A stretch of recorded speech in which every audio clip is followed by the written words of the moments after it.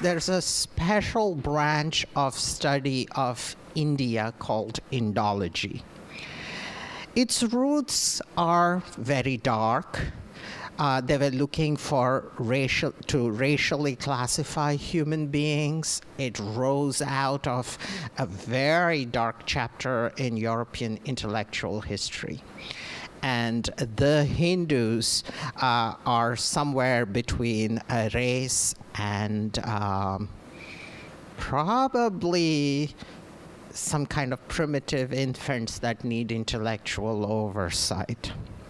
Having said that, speaking about the Ramayana is especially difficult because the Mahabharata is a very, very, very smart book. You try to mess with the Mahabharata, you get slapped. Page 3 will slap you before you finish page 1. But the Ramayana is so open-hearted, so compassionate, so universal. Translate that into academia, troll time. Right? So academics have been connecting non-existent dots with their boogers and have been drawing out the most inane political arguments. You know, that as in any hero story, there's got to be a monster, right? Oh, between the monsters and the heroes, there's a racial conflict clearly. You know, given that kind of an academic setting, I don't want to make myself dirty. You know, there are enough ugly trolls. Every day they tweet on the Ramayana. You just go look. Hashtag I'm an ugly troll. Rama did something wrong. Of course there are many Ramayanas, and of course there are many points of view, and of course the crazy right-wing people are acting up. So it's endless. It's endless. People with no life end up there. But what my students helped me see was through my own academic cynicism, you know, and intellectual snobbery. I mean, the people that tweet on Ramayana, I mean, if they said hello to me, I would not even hear it. I would just walk away. I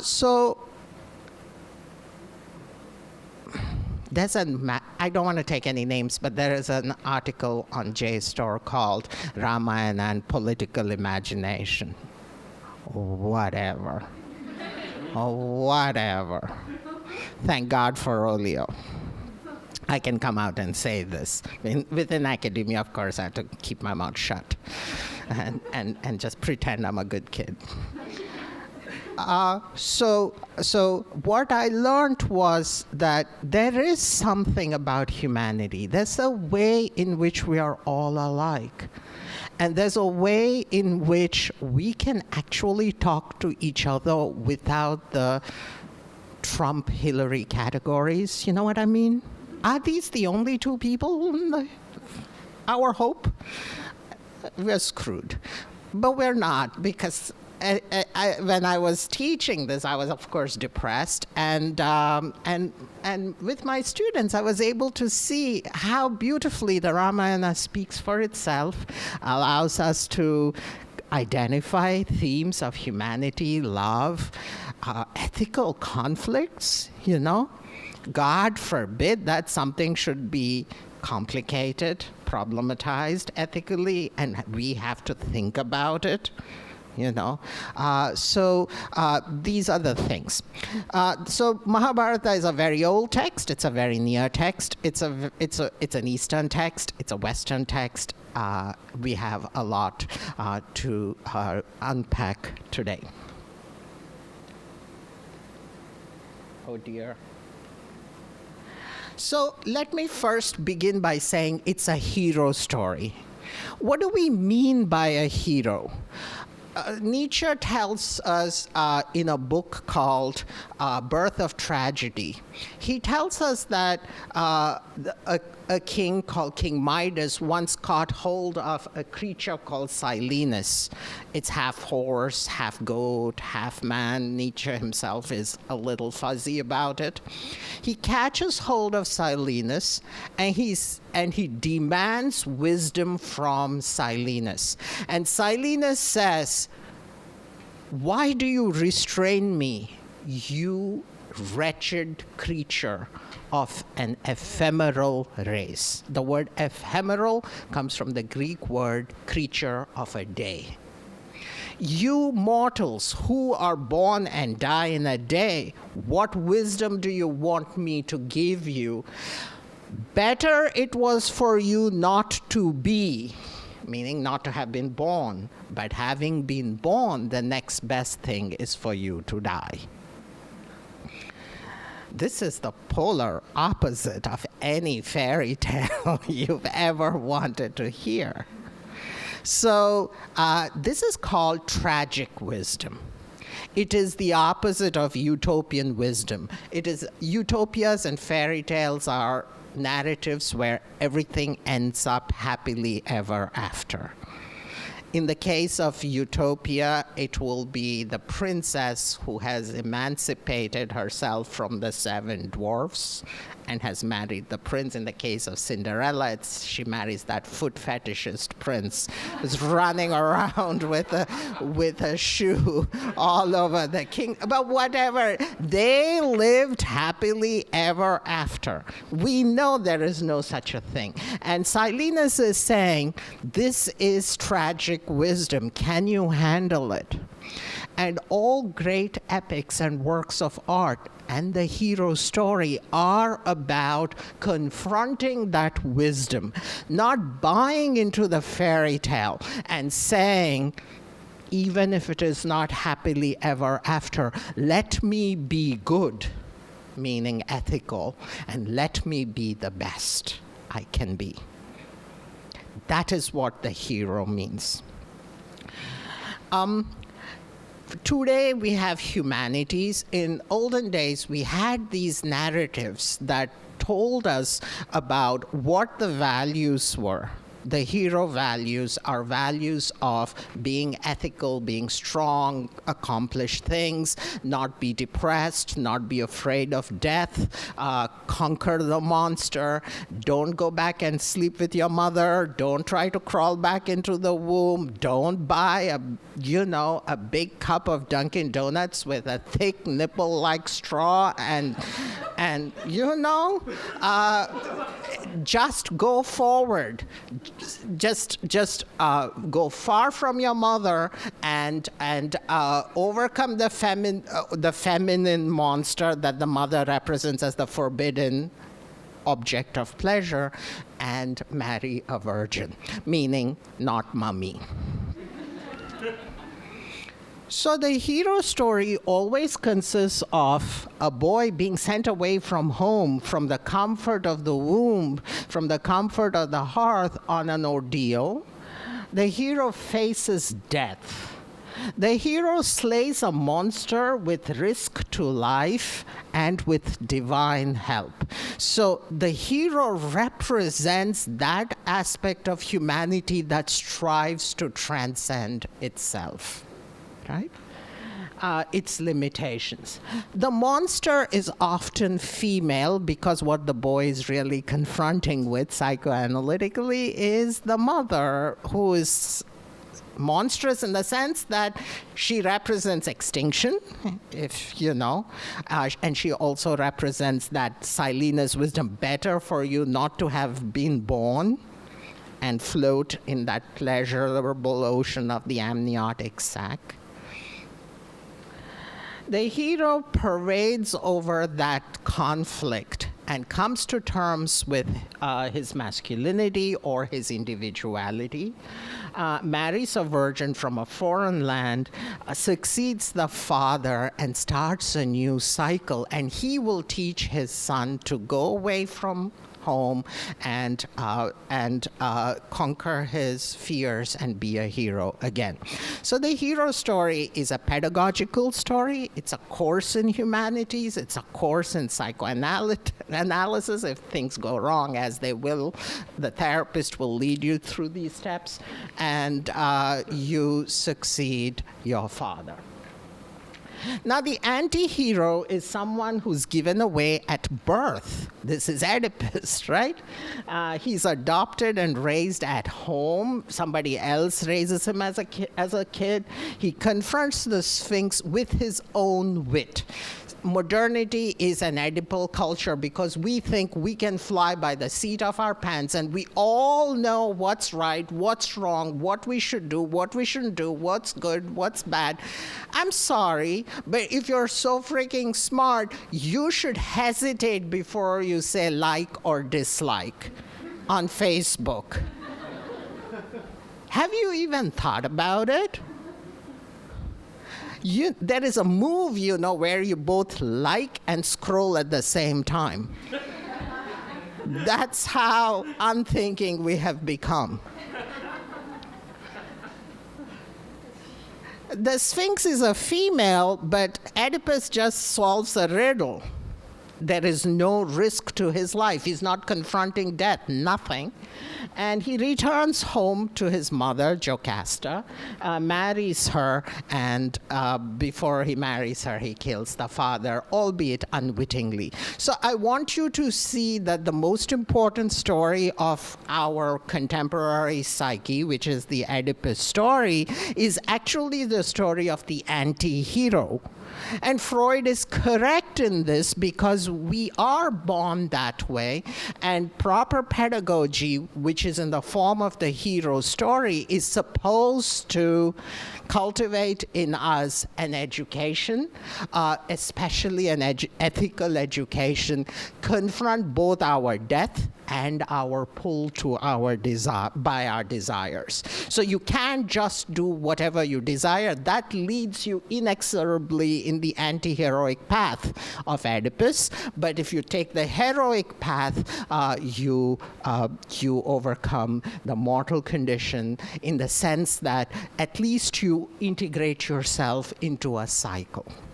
In this way, Rama is political because in this way he represents an ideal citizen. That each one of us, a society of Oedipuses will not last long.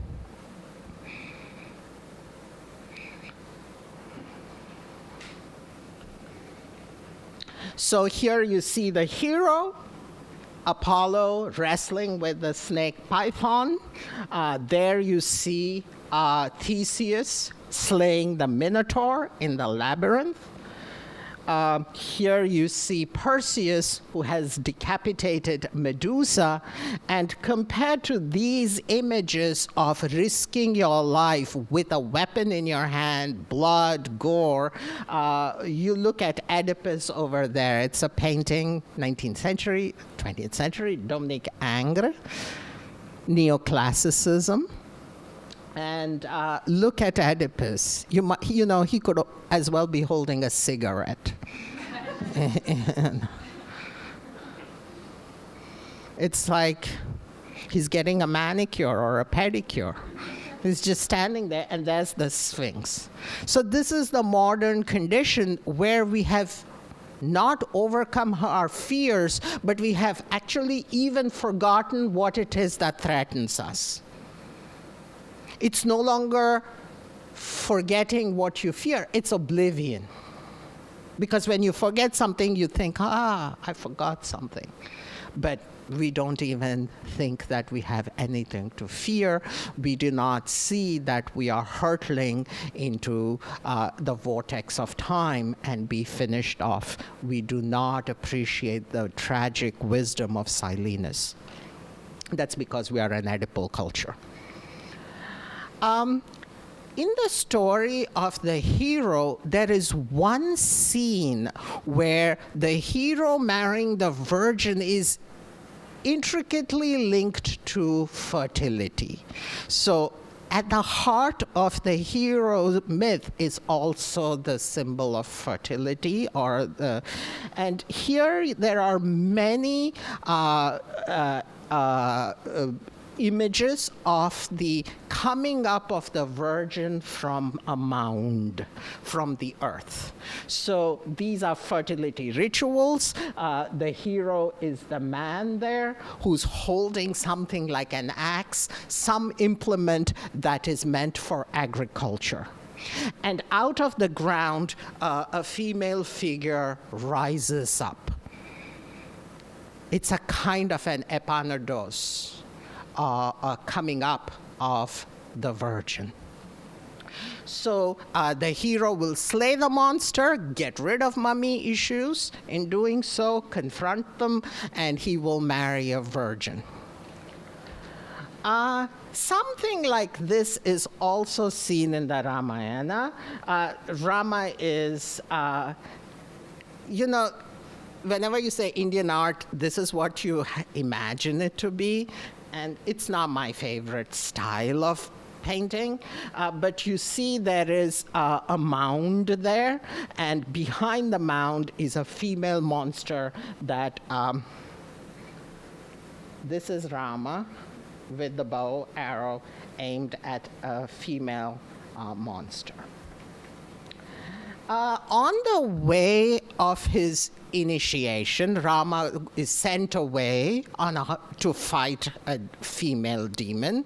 And after he has slain the female demon, he enters an hermitage in which either from the earth or inhabiting that hermitage is a woman.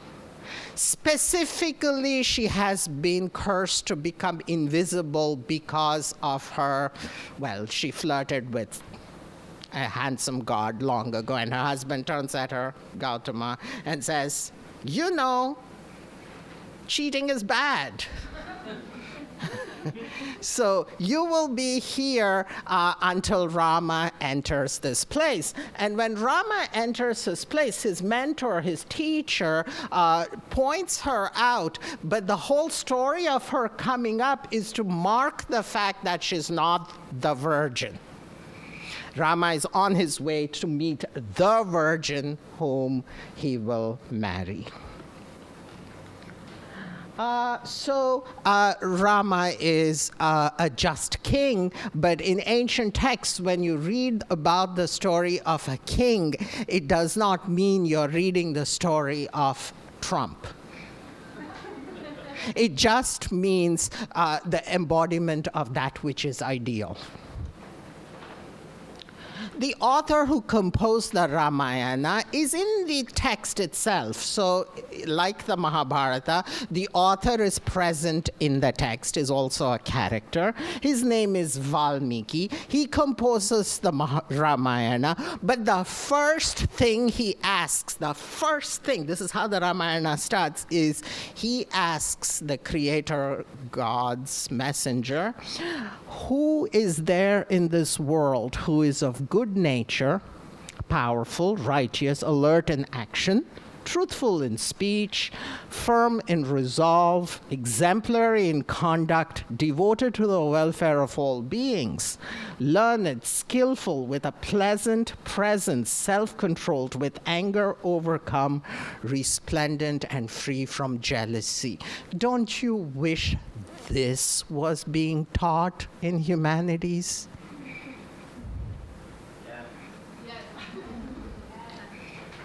How far we have gone, how low have we sunk?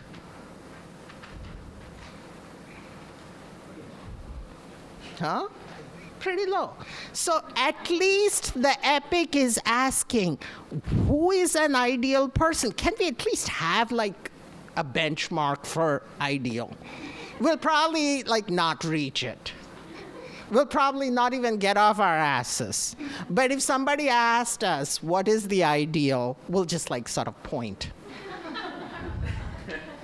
And that's the minimum a bachelor's in a university is supposed to give us.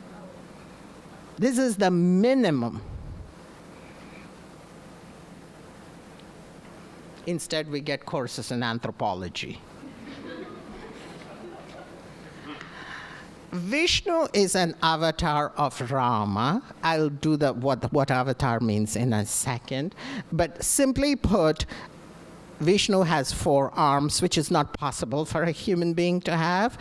So if Rama is an embodiment of the divine, he's still human, or at least behaves as a human, and therefore he has only 2 arms. I'm sorry to simplify to this point, but these stories are meant to be simple and easy to grasp. Therefore, Rama does not really know throughout the book that he's an avatar of Vishnu, which is essential to the plot of the book. How many PhD dissertations have I read from Chicago and Columbia saying the divinity of Rama must have been added later? Because for the most part, he's behaving like a human. And then, in the beginning and the end, there is this business of, yeah?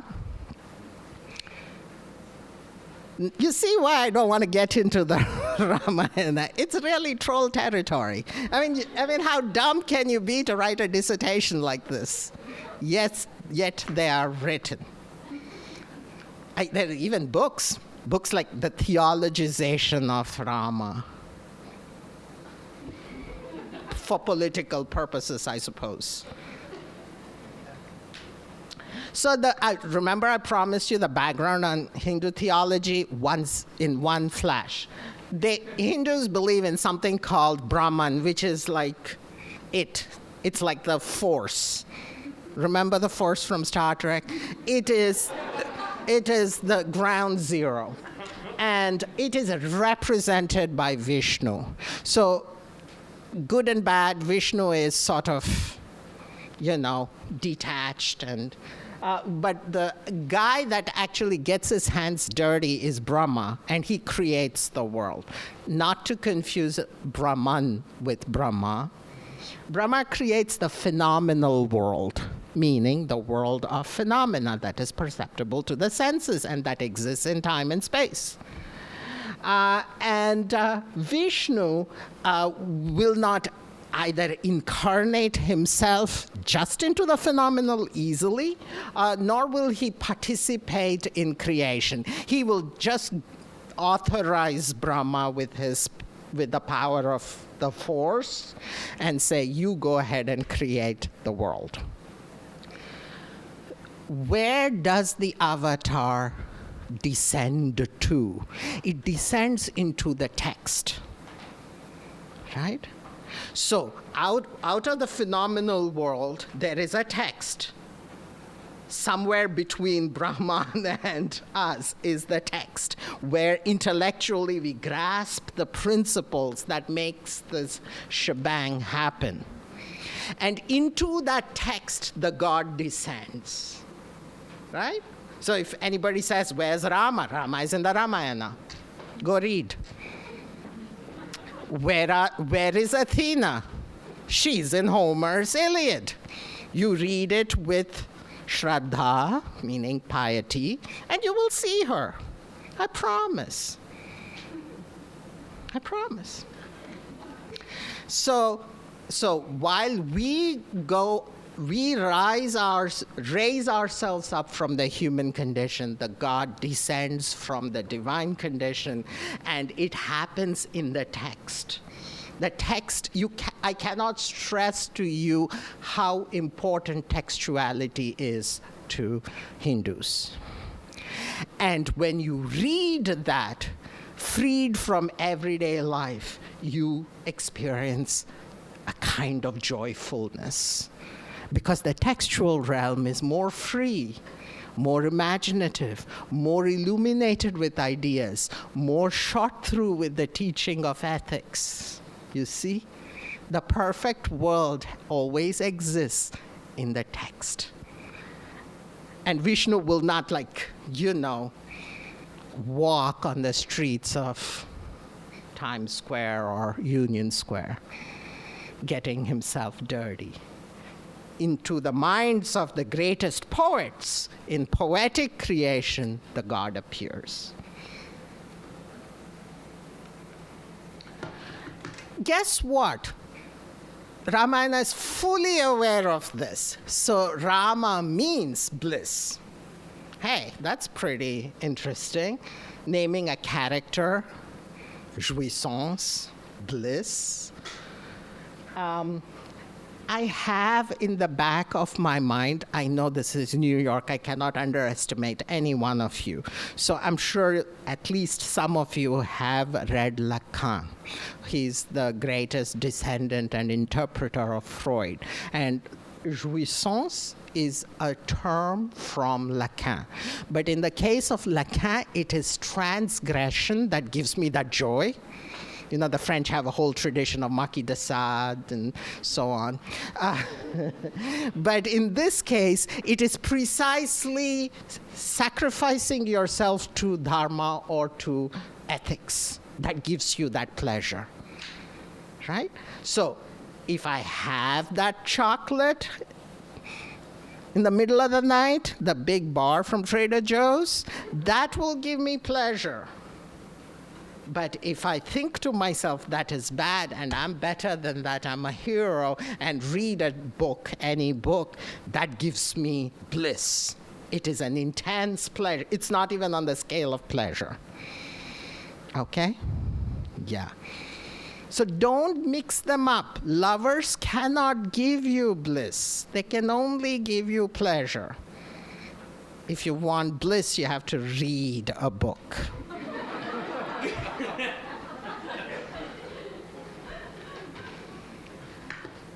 Look at this. Generations of women and mothers and grandmothers reading to their sons and daughters. This is how education happened and happens in India to this day.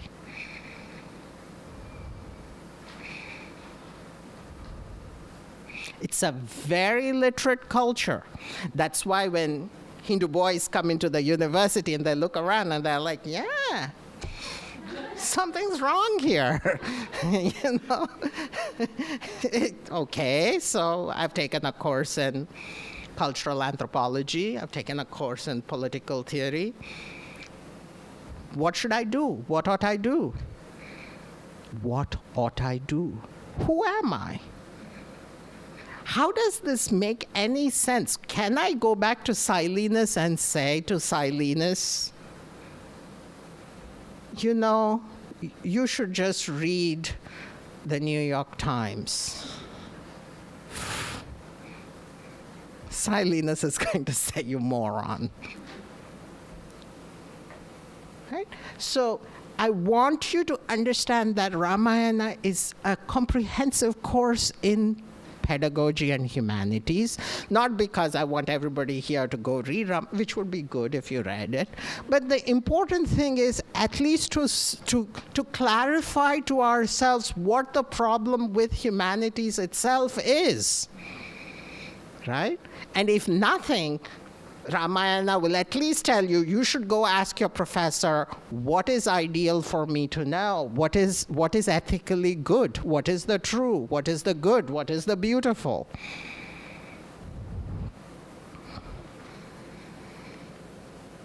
Okay. Now, very quickly, the story itself, contents-wise, the narration goes very quickly. Rama kills the female demon, and then there is a contest in which Rama lifts the bow of Shiva. Shiva is the god of destruction. This is obviously a fertility scenario, people. The god of destruction has to be kept at bay. He breaks the bow. He was only supposed to string it and twang it, but after he strings it, as he twangs it or pulls the bowstring, the bow breaks. So Sita is, of course, only too happy to marry Rama, and they have a happy marriage for the time being. Immediately after this, Rama the prince is exiled. His father is too coddling to play the role of the hero's father. It's his stepmother who insists that he go away into exile. Rama goes into exile with his brother, Lakshmana. While in the forest, a demon called Ravana, you see, people, use a conditioner. Use a conditioner. There's the demon Ravana carrying away poor Sita, and as he carries her away, a bird called Jatayu comes to rescue Sita, but Ravana cruelly cuts off the wings of the bird and carries away Sita to a place called Lanka. Rama will befriend a group of semi-divine beings that were born to assist him in this avatar. These are monkey kings and their subjects. And so, guess what? Dissertations about how the monkeys could have been another race of people that were subjugated, South Indians, North Indians. I'm sorry, but there is no culture that cannot tell the difference between monkeys and human beings. 19th century racist European scholars may have gotten confused, but nobody else in the world ever confuses between people and monkeys or cats and dogs, you know? Rama builds a bridge because Lanka is on the other side of the ocean. It doesn't matter which ocean. And look at all the monkeys. They're very strong. They bring so much joy to the text. You know, they are beautiful, mischievous, naughty, good-hearted, helpful. One of them is called Yogurt Face, Dadimukha. How cute is that?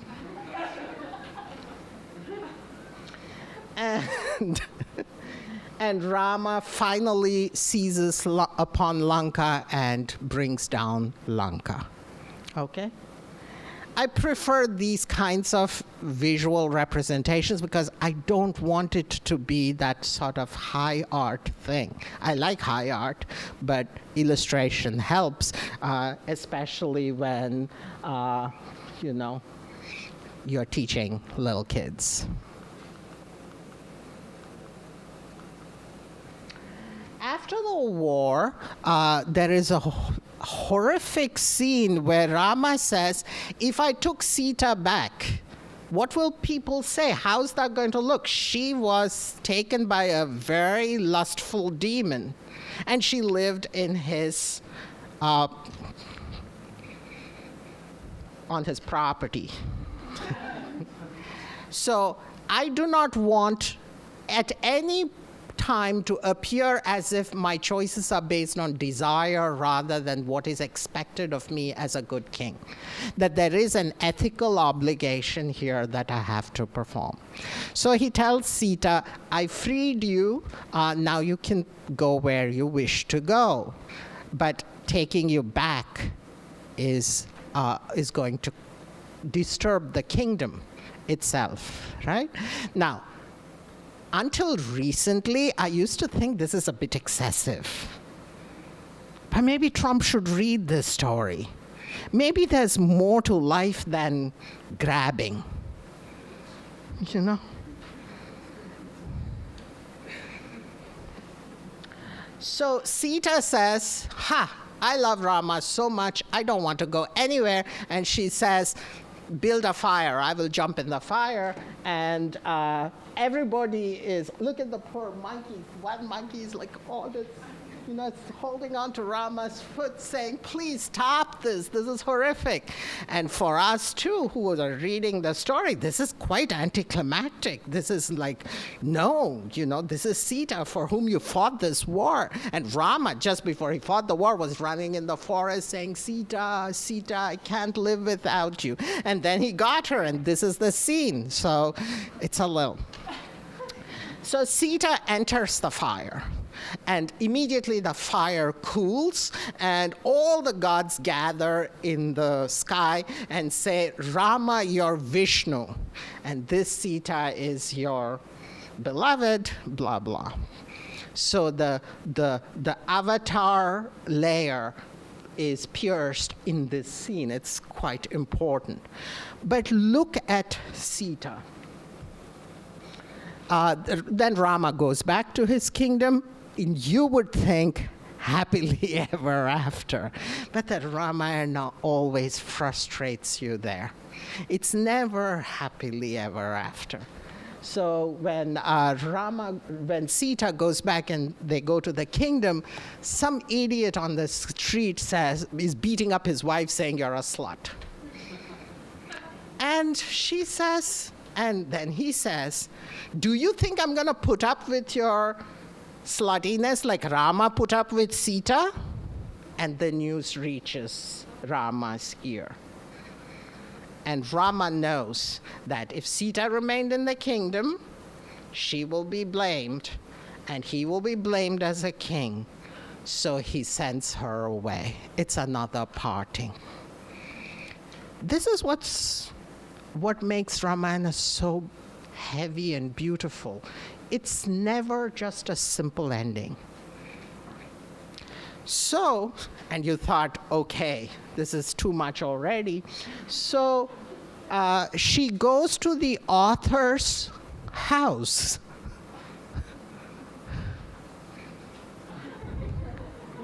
And she has 2 sons from Rama. They're Rama's sons. And they are taught the Ramayana by the author. The sons are learning the story of the father from the poet. And they go to Rama's court. And the whole poem that you have so far heard, you are third person to the father hearing the story of his own life from his sons. This is pure literary genius.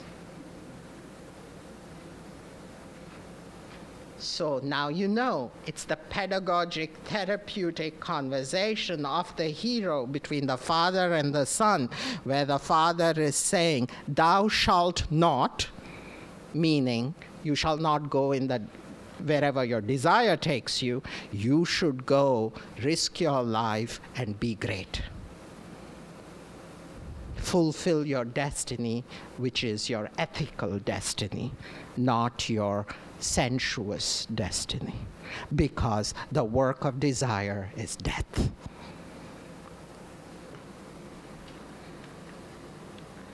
Now, feminists have come up and said, Rama didn't treat Sita right. And I kind of bought this argument because, like you know, Indian boys grow up loving their mothers play like this huge role in their lives, and I just thought, what would happen if daddy sent mommy away? I wouldn't like it. So I kind of thought that.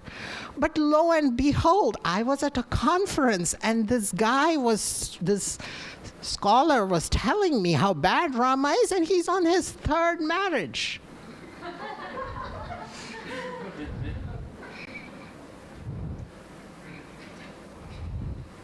I didn't know what to say.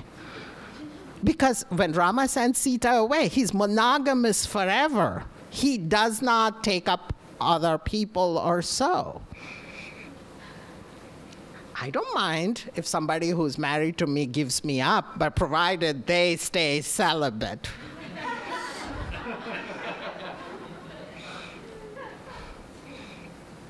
That's all one ever wants in a relationship, right? So then I began to think that Sita is actually representing the eternal feminine, and Rama could never catch up with her. She represented the flow of the cosmos, you know? And She's the teacher of desire and dharma. On the one hand, she's teaching dharma to Rama, and she's teaching the perils of adharma to Ravana, the monster. And the difference between a monster and a god is ethics, isn't it? So only fathers and sons remain in the story. After this, Rama says, okay, I want you back, Sita, after all. And Sita says, no. And she calls out to her mother. She was born in a furrow. She has come up from the ground. That's her background story. At this point, she says, mother, and the earth opens, and she goes into the chasm. The earth closes. Rama falls on his face and hits his fists on the ground and says, I will burn down the world for my Sita. Sita is gone. She was never yours, Rama. And your whole story was to demonstrate that. What is yours, on the other hand, is the joy that comes from being a hero and being ethical. Your joy is to be the model for ethics. Your joy is not Sita. She's gone. So remember the question, who in this world is the ideal person? Just after Valmiki asks that question, he goes to the river to bathe. And while he's bathing in the river, he sees two cranes dancing. These are cranes, a male and a female. And suddenly, an arrow comes and kills the male. And the female bird is lamenting piteously. And Valmiki sees this and he curses the hunter, saying, you will wander forever without any peace. But when the grief of Valmiki comes out, it comes out in the very meter in which the Ramayana is composed. Shoka is the Sanskrit word for grief, becomes shloka, which means verse. So Ramayana is the story of transmuting the grief that is inherent in time, in human life, in death, in separation, in loss, aging. Don't forget, aging. The sorrow, every day there's a new sorrow. I'm like, I used to have hair there. I never used to have hair there.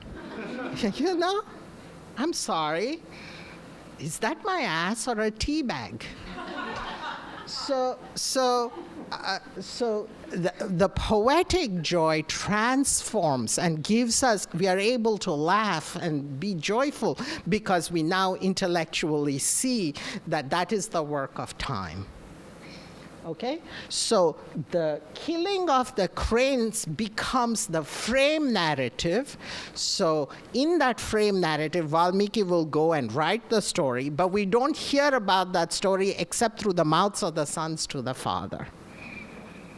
So the Ramayana is this whole universe of playing with time, playing with texts, playing with divinity, but its emphasis is that you are an ethical hero, and it's your pedagogy that is at stake. Done, I think. Oh, translations.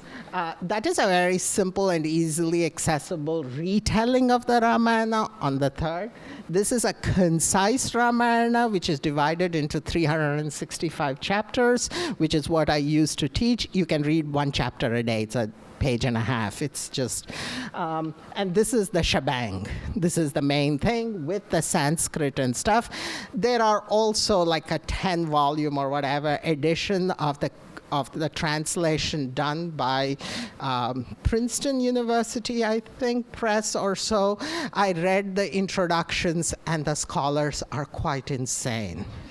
So they may have translated cleverly or more accurately, but believe me, you're not going to lose much by, reading an extra verse. Yeah, so now we are going to have two performances. One is classical. It is in the tradition of classical temple music, devotional music, if you will, where Rama is worshipped as the avatar of a god, and i.e. God. This also tells the story of Ramayana in a particular way. Very Indian, very traditional, very, very beautiful. For those of you who wonder about this, Indian songs and Indian music uses half notes and so on, so just don't get frightened. And just take it. It's very beautiful. And then we're going to, this is by Mahita Bandlamudi, and then we are going to have Jonathan Clemente, who composed while he was taking the course. He was inspired, like Valmiki was inspired. And he composed the song and its music, and he's going to perform that to show us that if we only step out of what academia has become, maybe there is hope for humanity, but only outside the university. Thank you. So in this kriti, there are different ragams, or melodies, and each pertains to different segments of the story. Yeah, I hope you guys enjoy. So, yeah.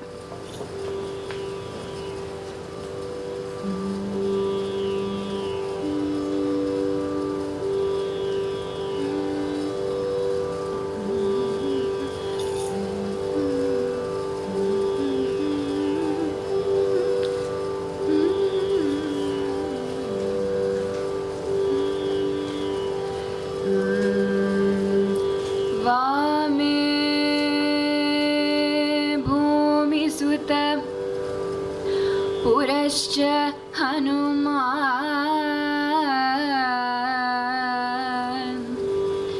पश्चात् सुमित्र सुतः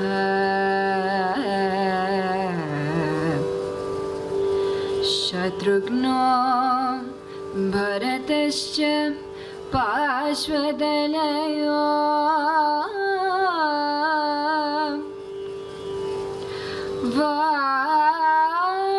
वायुवादि कोणेषु च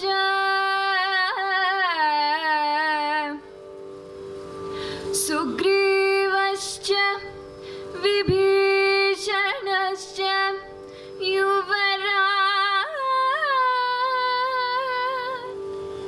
तारासुतो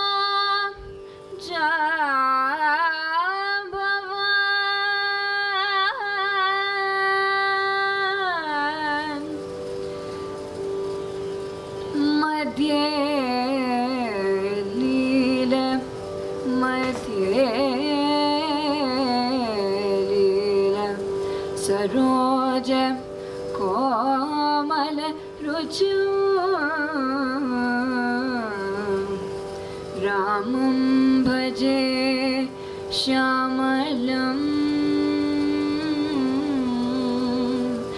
रामं भजे श्यामलं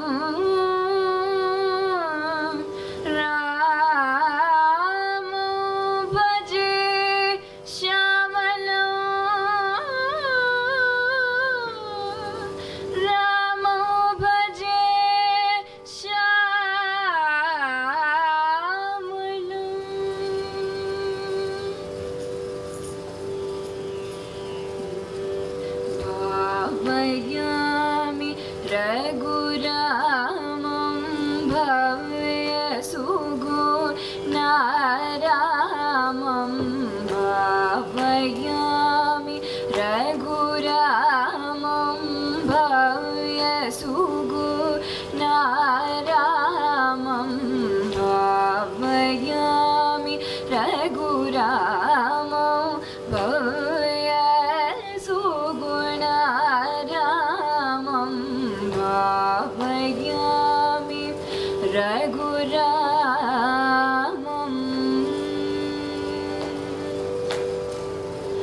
भावुक वितरण परा भावुक वितरण परा पांगलीला लसितं भावुक वितरण परा पांगलीला लसितं सरि ग सरि मा पद पद रि सा नि द नि द प मा ग रि स द सरि ग सरि मा पद पद रि सा नि द नि द प मा ग रि स द सरि मा ग रि मा पद प मा पद सा नि द नि द प मा पद ग रि स द रि स द स द करि नि द मा ग रि स द भावयामि रघुरामम्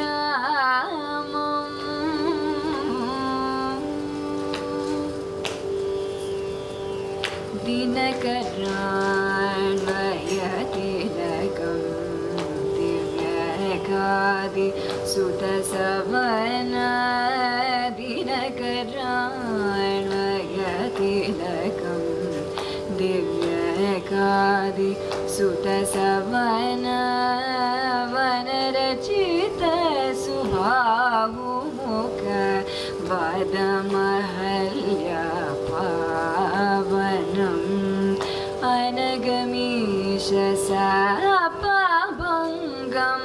जनकसुता प्राणेशम् अनगमीश सापभङ्गं जनकसुता प्राणेशं घनकुपित भृगुराम गर्वरमित साकेतं घनकुपित भृगुराम गर्वरमित साकेतं मगसानि दनि स रि ग मनि द मा ग रि ग म प ग रि स मा ग स नि द नि स रि ग मनि द मा ग रि ग म प ग रि स नि द नि स रि ग म नि द नि प द नि स रि ग नि स नि द म ग स नि ग रि स द क रि नि द म ग रि स द भावयामि रघुरामम्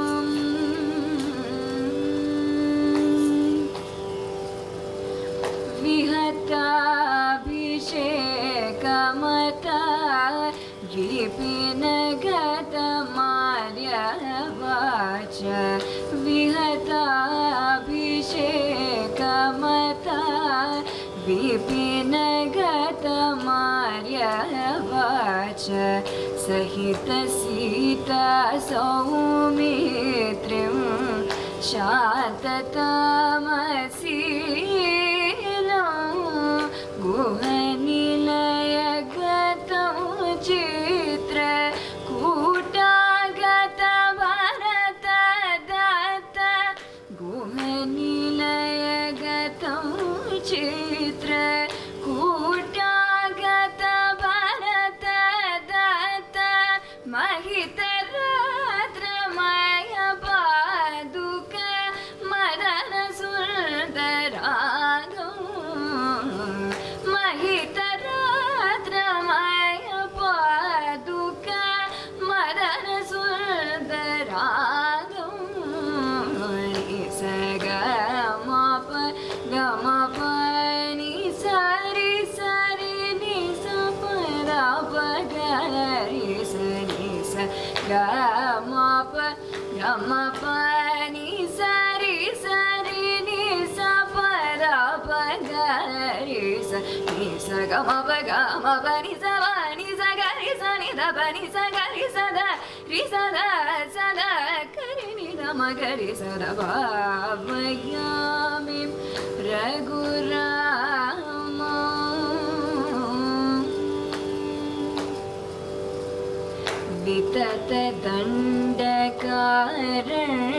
विततदण्डकारण्यकगत विराददलनं विततदण्डकारण्यक गतविराददलनं सुचरितघटजटतानु पमितवैष्णवास्त्रम् सुचरितघटजटतानु पमितवैष्णवास्त्रम् पटगवरजटायुनुतं पञ्चवटी विहितमासं पटगवरजटायुनुतं पञ्चवटी विहितमासं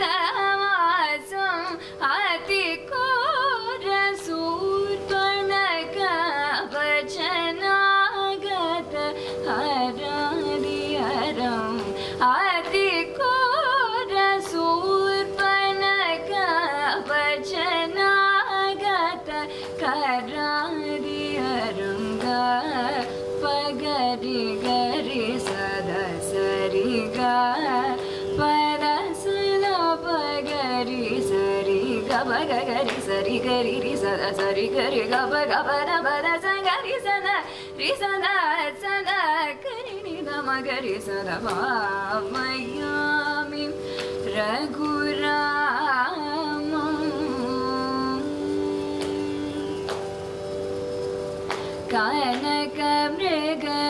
कनकमृगरूपधर कलमारीच हरमिह कनकमृगरूपधर कलमारीच हरमिह अनकपुंवन्तीर संगताञ्जनेय नमो मणि अनकपुंवन्तीर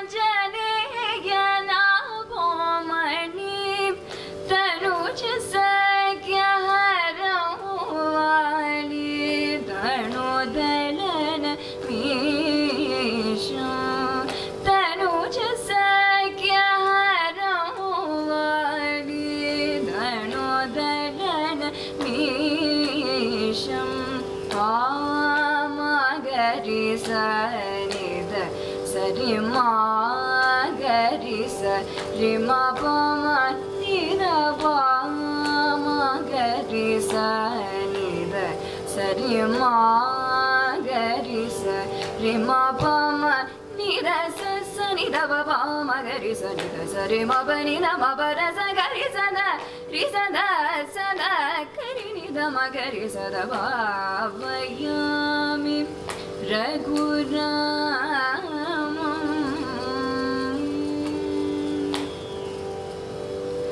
वानरोत्तम सहित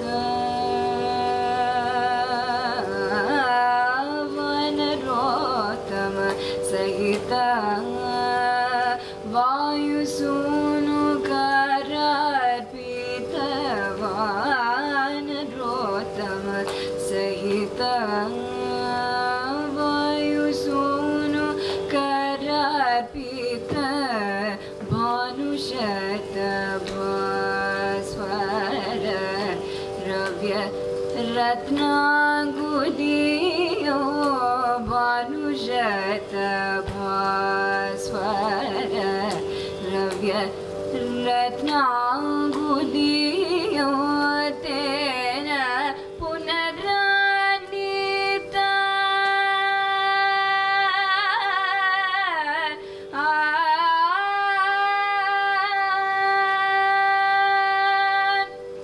तेन पुनरानीता युन चूडामणि दर्शनं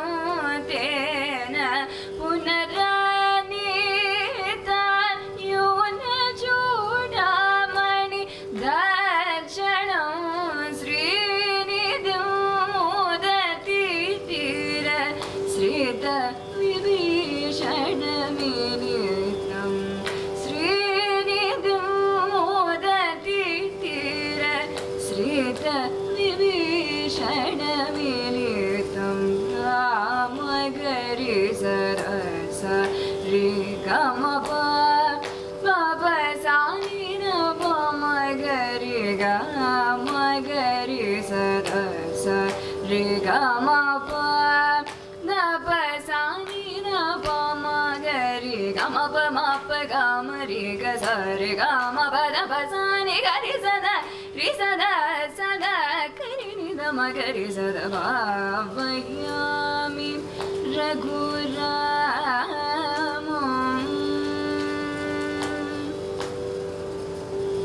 कलितवरसेतुबन्धं कलनिसीम पिशितासन कलितवरसेतुबन्धं कलनिसीम पिशितासन दलनमुरुधशकर्टविदारम् अतितीरम् दलनमुरुदशकर्टविदारम् अतितीरं ज्वलनपूत जनकसुता सहितयात साकेतं ज्वलनपूत जनकसुता सहितयात साकेतं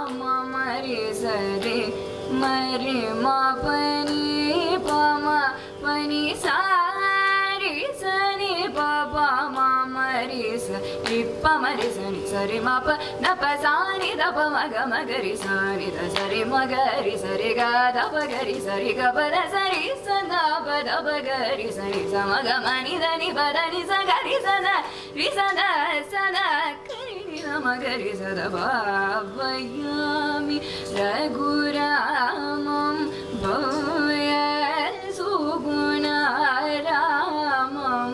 भावयामि रघुरामम्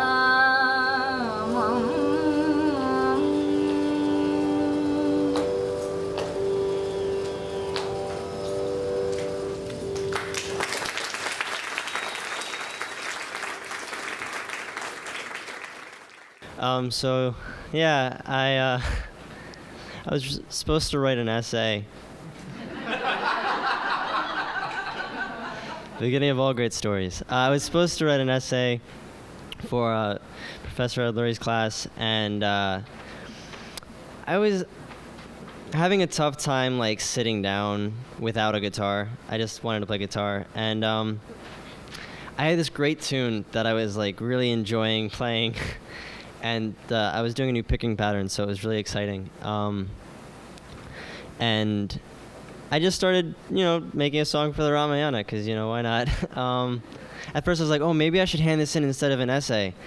And I was like, you know what, I like him too much. I'm just going to go all out, write the whole essay too. Why not? But he gave me a wonderful reply. He really appreciated it, and he wanted me to play it for the class. And that was really heartwarming. So I was happy to play it tonight as well. But the story of the Ramayana is in the song. It starts as a poet. I'm the poet, receiving this information to spit it back at you guys. And it's all through this scene of the crane. So I called it the Crane's Cry. And my name is Jonathan Clemente also.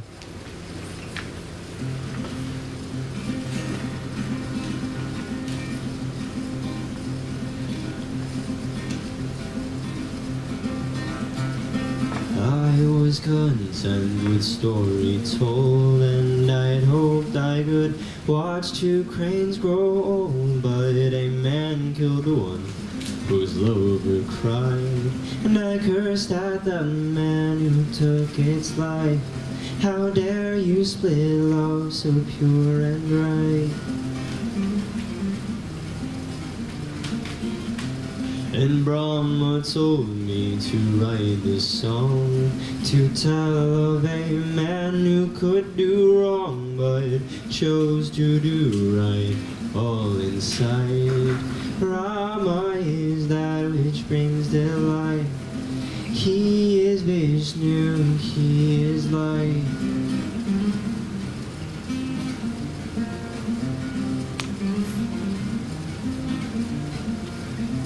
There once was a king who ruled in peace.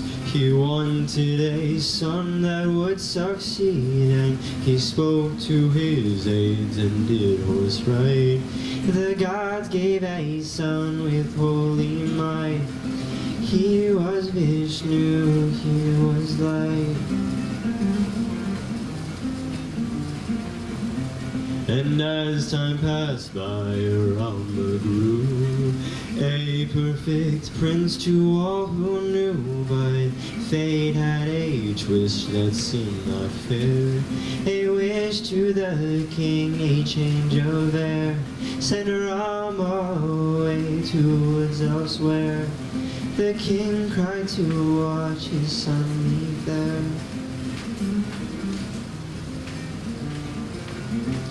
But Rama found love in the dark, a girl of the earth that lit his spark, and enwrapped in her arms the world felt so right. And Sita was kind, she was fair, and no other girl anywhere could match with her beauty. He knew this well. He knew this well. And then came the demon Ravana. He flew far away with young Sita. The prince cried until his eyes were red. I will not rest until you're dead. I'll get back my love and take your head.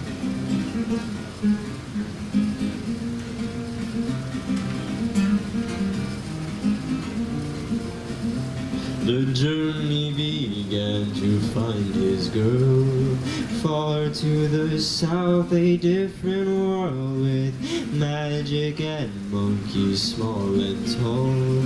Rama would learn and meet them all, and no obstacle could make him fall. They fought all the demons through Ravana, and in the end that saved Sita. He brought her back home and became king. Rama is great, all would sing. His blows have such strength, his words leave a sting.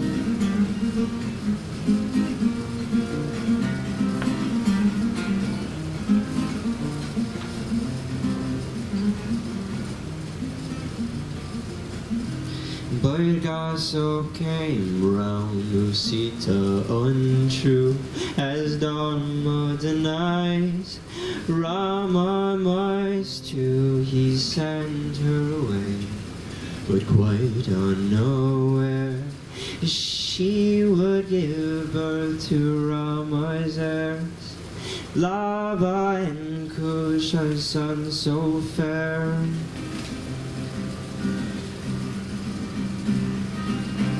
And Sita was kind, she was fair, and no other girl anywhere could match with her beauty. He knew this well.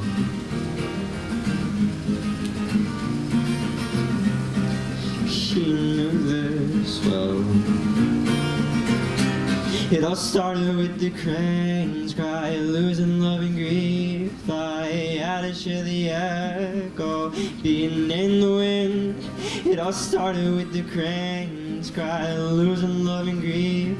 I had to share the echo, being in the wind. It was being in the wind. It all started with the crane's cry, losing love and grief. I had to share this echo, beating in the wind. It's still beating in the wind.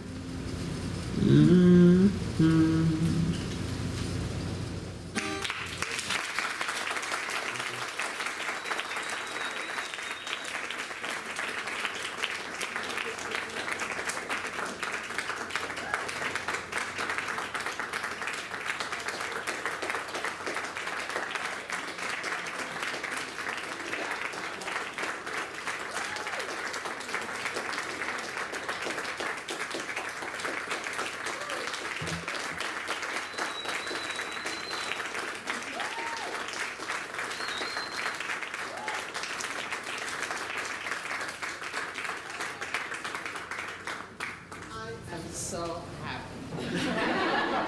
Thank you so much. If you have questions for them, you can ask them. Could you use the microphone? Let's do about 5-10 minutes of Q&A. You can ask Vish or Jonathan or Mahita anything, and we'll come bring you a mic. Nicholas, bring you a mic. I've got a mic. You got a mic? You know what's that? Everyone's speechless. We did our job. Hello. When was the Ramayana written?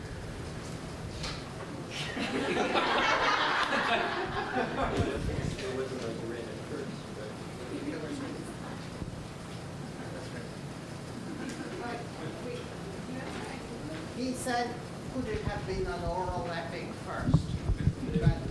But it's clearly a written composition, which imitates orality, because Rama is listening to it. We do not know the exact dates. I don't want to go there. I don't want to go to whether this war actually happened, whether there are demons with 10 heads, whether monkeys can talk. I just don't want to go there.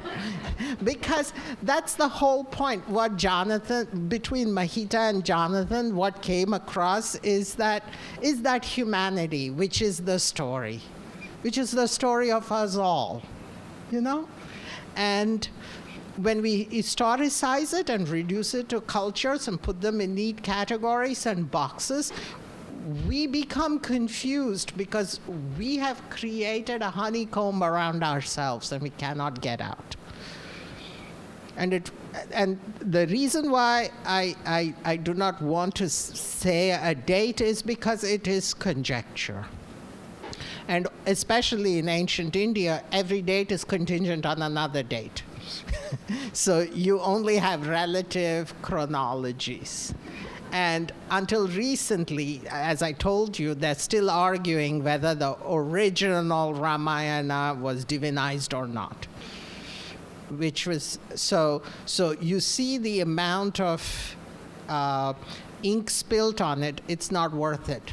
And Jonathan was able to give you the story so easily. And what Ramayana is conveying to us is all said and done, and the work of time having passed. That which is of poetic value remains as a narrative, as a song, a piece of music, a work of art.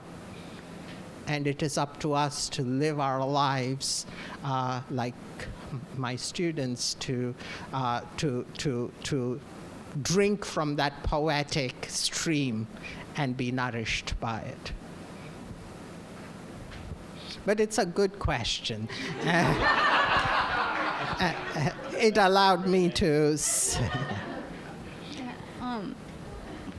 I think that is a great question because you answered my question, which was like this ideal and the universal that we now sort of grapple. Yeah, they've become bad words now. Yeah, no, it's but you just answered it, so Yeah. it is like a great response that you had. So I'm just gonna Thank you. pass off the Thank you. microphone.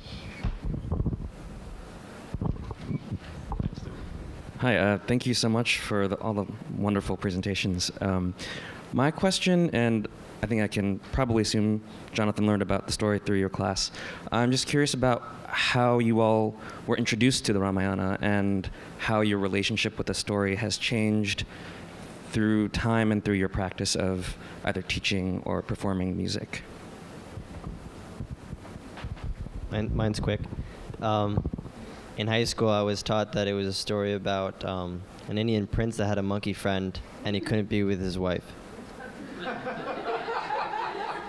So when I got the opportunity to learn about it, I took it. So I learned it through him. And it was a lot more complicated because we started out trying to read it, and he realized that people weren't reading it. So he kind of just he gave us a brief idea of what the story is, and that's basically what I put into the song because I enjoyed his summary so much. I just used it, and I took elements of the class and I put it into it. For the most part, it's really just a summary.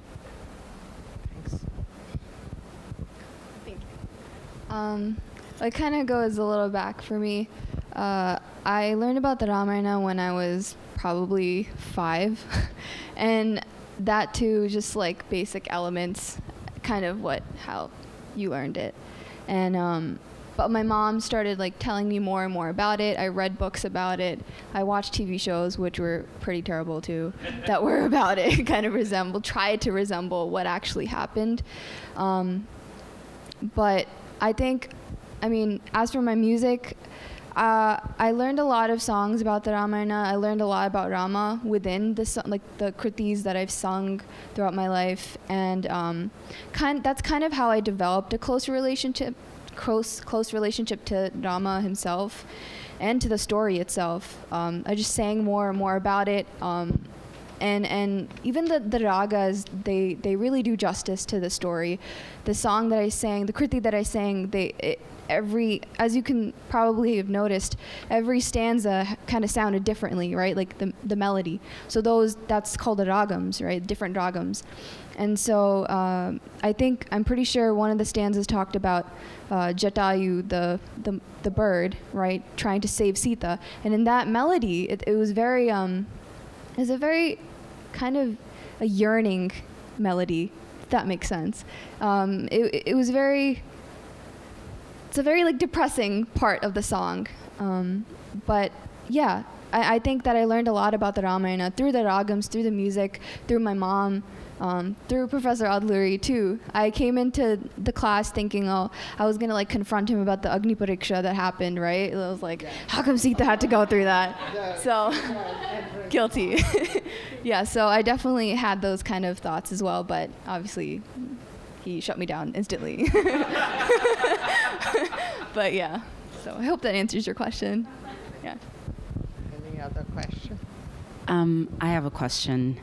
So I have limited knowledge on Rama, but I have a question about Ravana. And I wanted to know what the symbolism is behind the capturing of Sita. Really, what, let's say if that didn't happen, was there inevitably going to be another journey in which Rama would have had to go through that included Sita? Because, it's a follow-up question, because is Sita really, I guess, no, is the acquiring of Sita really the hero's journey that he has to go through, or the attempt to acquire Sita? Good question. Good question. But in the end, nobody belongs to anybody, and nothing belongs to us, right? Even if we love each other and we hold on to each other, death takes one of us away. So remember the crane song, it's impossible for us to conceive of life as the elimination of grief. That's never gonna happen, people. It's never gonna happen. I thought it would happen after Obama was elected. Didn't happen. Didn't happen with Obama. Didn't happen after Obama. So it is how we poetically transmute that grief through that which is the beautiful, which is poetry, that which is the good, which is the ethical, and that which is true, which means that which holds for all of us today, right? Somehow, Rama is a prince in India, or was, and he had a monkey friend, and he couldn't be with his girl. This is a... Somehow we all experience today what Rama must have gone through, what Sita must have gone through. And this empathy is not a lot, but I think that's humanity. This ability to understand other people and others' people's sufferings, victories, and rejoice in it, take delight in poetry. It just shows that we are probably not as different as we now make everything out to be. And that's the message. The message is not just the hero's journey. The message is also how the hero's journey becomes a motif in which we can understand not only ourselves, but each other. Poetry requires an ethics of empathy and respect, which I think is not very strong. It's not a big concept that you can build on it. It's not like Moses' law and written in stone. It's a delicate thing, but that's our humanity. And the louder we get, the more aggressive we get, the more we push each other away, we lose that very delicate sensibility of understanding. I mean, I never had to give an introduction to Indian culture before I taught the Ramayana in my class. Everybody just got it. We have one final question for the evening right here. What do you think it would take for the death of I think you said Oedipal society to come? And do you think it should die or change? This is a very, very personal question for me. The clarion calls for utopias from every side are so loud, and there are so many different solutions for what will make us better as humans and society, that the very solutions are killing us. The very solutions have become problematic. So I do not want to prescribe any political agenda. Back off. Back off. Just read it as a poem. Just let us live in that poetic, artistic, literary matrix. The sunshiny world, if you will, where we respect each other and we think that everybody is worthy of dignity and respect.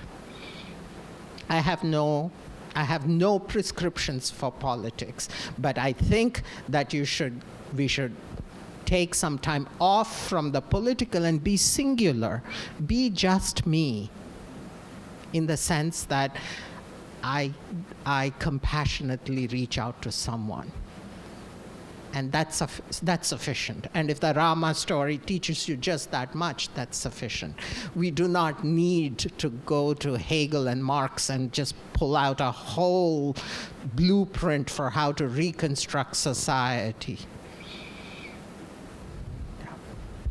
It's a good question. It's very personal to me. And that's why I am always reading literary works and writing about literary things and not the political, because there's enough political already. Too much already. It's the ability to dehisce from it, the ability to pull back from it, which I think is more essential for our humanity.